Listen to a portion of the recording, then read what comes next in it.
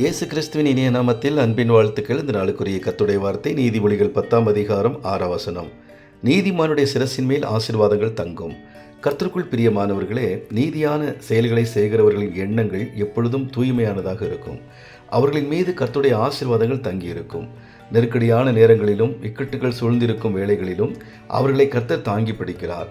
எந்த ஆபத்தும் பொல்லாப்பும் வராதபடிக்கு பாதுகாக்கிறார். நீதிமான்கள் கர்த்தரை நோக்கி கூப்பிடும் பொழுது உடனடியாக கர்த்தர் பதில் கொடுக்கிறார். நீதிமான்களுக்கு வரும் துன்பங்கள் எல்லாவற்றிலும் இருந்தும் கர்த்தர் அவர்களுக்கு அரணாக நின்று விடுவிக்கிறார்.